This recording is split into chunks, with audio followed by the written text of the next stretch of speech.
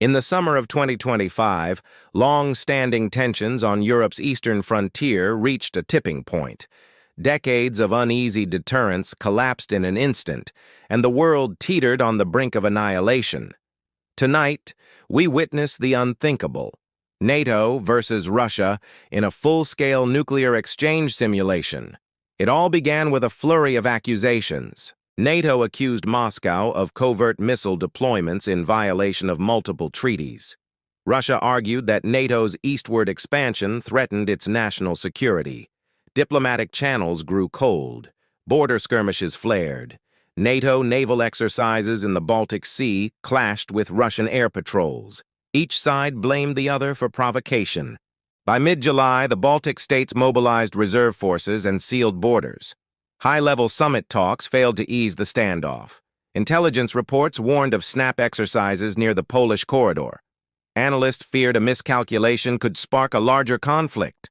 At 04:17 UTC on an August morning, Russia initiated the first salvo. Deep under the Siberian permafrost, an RS-24 Yars ICBM ignited, streaking toward Eastern Europe. Simultaneously, tactical Iskander missiles targeted NATO bases in Poland and Estonia. Within 4 minutes, air raid sirens wailed from Tallinn to Vilnius.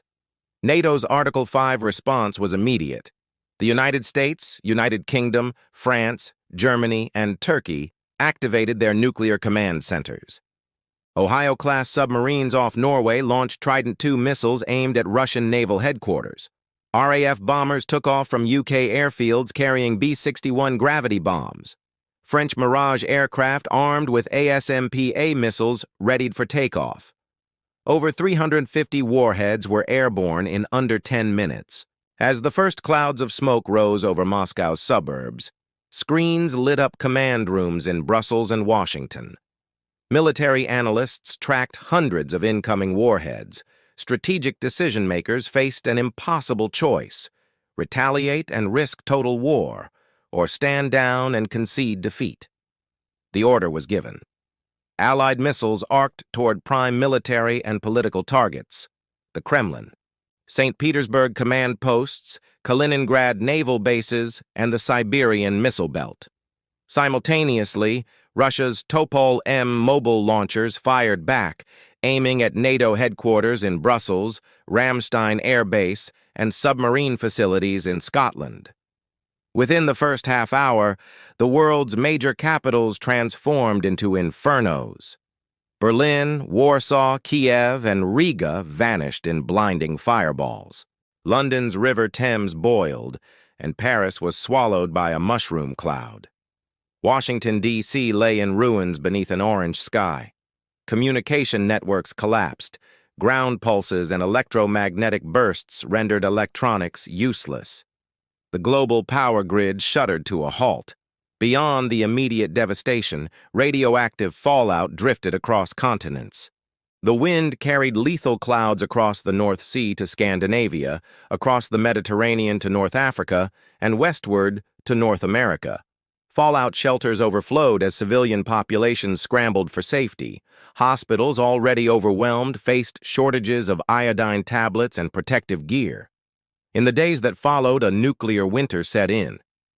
Thick plumes of ash and soot rose into the stratosphere, blocking sunlight.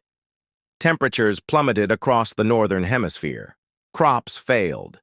Fresh water supplies became contaminated. Governments, where they still existed, declared martial law. Essential services collapsed. Millions faced starvation. Survivors emerged from bunkers into a world unrecognizable. Cities lay abandoned. Roads were cracked and deserted.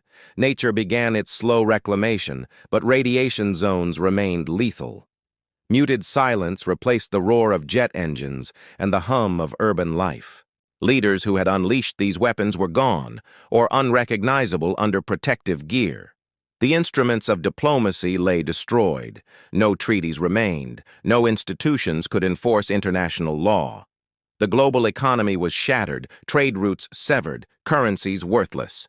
This simulation ends here, but for humanity the repercussions would last centuries. Genetic mutations, Environmental devastation and societal collapse would echo through generations.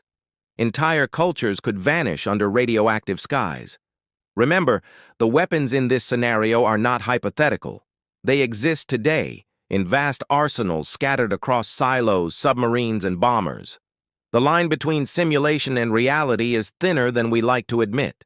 In nuclear war, there are no victors, only survivors, scarred, broken, and bound by a common tragedy.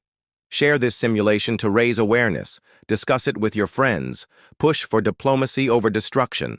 The greatest legacy we can leave is not one of ashes, but of peace. Subscribe for more conflict simulations and strategic analyses.